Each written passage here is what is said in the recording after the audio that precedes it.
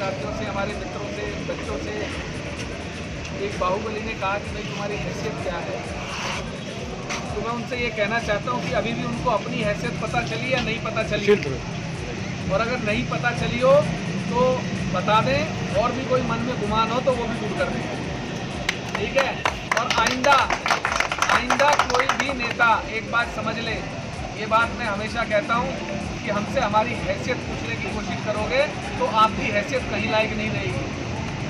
अब एहसास होगा ना, पत्रकार एकता, जितने साथी यहाँ बैठे हैं हम आपस में लड़ेंगे, भिड़ेंगे, सर फोड़ लेंगे, लेकिन एक बात ध्यान रखना कि तुम्हारे आगे कभी घुटने नहीं टेकेंगे, ये एकता ऐसी रहेगी। पत्रकार एकता जिंदाबाद, पत्रकार एकता जिंदाबाद। मेरी बात से सहमत। ये ऐसा है कि रुड़की कार्यालय जब हमने खोला कल शाम में, तो ये तय हुआ, क्योंकि अपनी खुशी अपने परिवार के साथ बांटने का आनंद कुछ और होता है। मुझसे लोगों ने कहा कि किसी बड़े नेता को बुला लीजिए, किसी मंत्री को देहरादून से बुला लीजिए, दिल्ली से कोई सेलिब्रिटी बुला लीजिए, मुंबई से।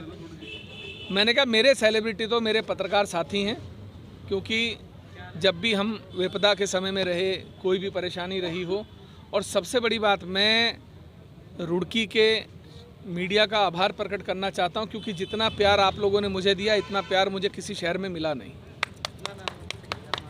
और ये सच्चाई है, मैं दिल से कह रहा हूँ। मैंने दूर दराज सीवान तक जाकर, मैंने पटना तक जाकर, मैंने तमिलनाडु तक जाके पत्रकारों की मदद की, लेकिन जो सम्मान, जो प्यार और जो अपनापन दिल से आप लोगों से मुझे मिला है, उसके लिए मैं बहुत आभारी हूँ। और मैं उम्मीद करता हूँ कि हमारे सम्मान की, स्वाभिमान की इस लड़ाई में ये जहाँ तक भी लड़ी जाएगी, आपका प्यार और सम्मान मुझे ऐसे ही मिलता रहेगा। कानपुर की स्थिति बहुत दयनीय है। नदियाँ, नाले, नालियाँ, तालाब, स्वास्थ्य सेवाएं, स्कूल, सड़कें, बिजली का इतना बड़ा अभाव है कि ये उम्मीद भी नहीं की जा सकती कि शहर से लगती हुई विधानसभा की ऐसी स्थिति होगी। अब ये मोहनपुरा तो हमारे बराबर में ही है।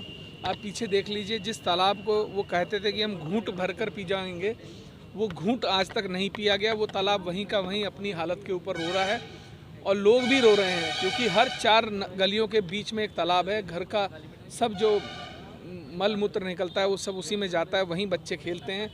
बड़ी दयनीय स्थिति है, बहुत ज़्यादा ख़राब स्थिति है। भाई मैंने कहा कि उनके चर्चे, उनके खर्चे पर हमारे चर्चे हों तो बुराई क्या है। आज इंटरनेट का ज़माना है, गूगल में जाइए, सब कुछ डालिए। आप 2018 की हमारी गिरफ्तारी दिखाते हैं, आप उसका अंजाम नहीं दिखाते। 2020 में एक मुख्यमंत्री को जाना पड़ा, कुर्सी छोड़नी पड़ी, उनके खिलाफ सीबीआई हो गई।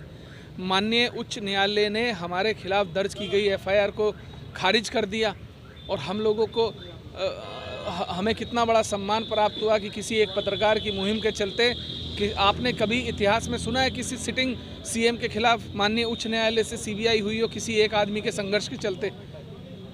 तो ये सब प्रोपोगेंडा जो है ना, देखिए आप झूठ के पाँव नहीं होते, सच्चाई को आप बहुत दिनों तक छुपा नहीं सकते।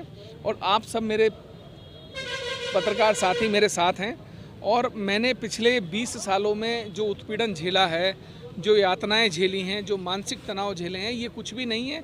इन सब चीज़ों को तो मैं देखकर मुझे ना अच्छा है, खुशी होती है कि चलिए कम से कम किसी एक आदमी ने इतनी हलचल तो मचाई कि उसके होर्डिंग लगाने पे मजबूर हो गए लोग बाग।